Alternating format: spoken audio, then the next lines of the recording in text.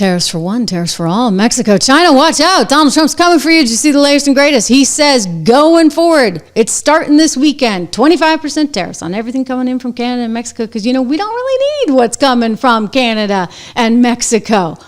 Justin Trudeau is still there. Have they not put his replacement in yet? Anyway, he's freaking out. We're showing the new American administration that they have a strong partner in Canada when it comes to upholding border security, all while simultaneously underscoring that we won't back down, that if tariffs are implemented against Canada, we will respond.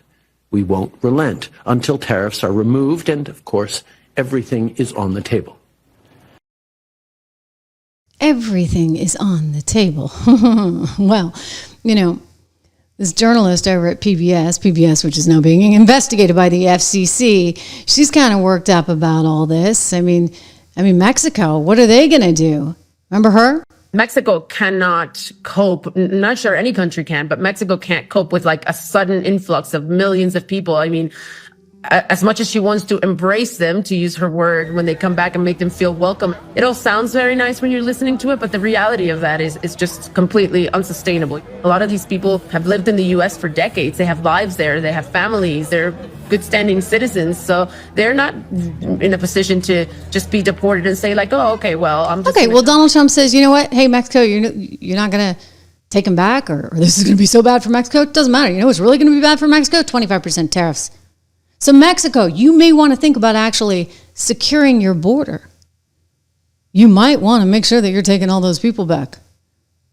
You might actually want to think this one through because 25% tariffs, you know what?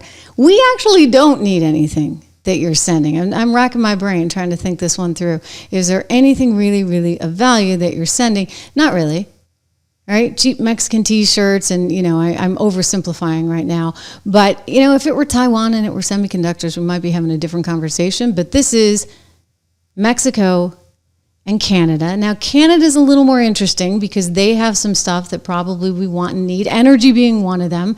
So we'll see how this shakes out. But I'll tell you this, he's serious. And this is refreshing because nobody's been serious about any of this stuff for way too long. It's like government's been operating in sort of this mindless space, right? Just kind of chugging along, doing what it always does. And all of a sudden this guy comes in and he's like, boom, boom, boom, boom, boom. All of a sudden, lots of things happening. So countries around the world paying attention as these tariffs go into action beginning this weekend. If you're wondering about how to invest around this, Rob and I have written extensively on this at 76 Research. We do have model portfolios, by the way, also there that you should check out.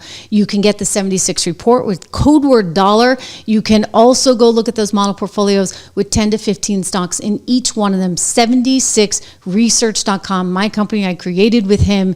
It's really, it's important. I'm going to get on my soapbox about that. It's really, really important to invest in the value of compound interest, and I won't bore you and turn into Susie Orman or something, but I'm just going to say, you want to actually be investing for the future, and especially now, because there's a lot of good stuff coming. I mean, I am very, very happy about the future and all that's to come.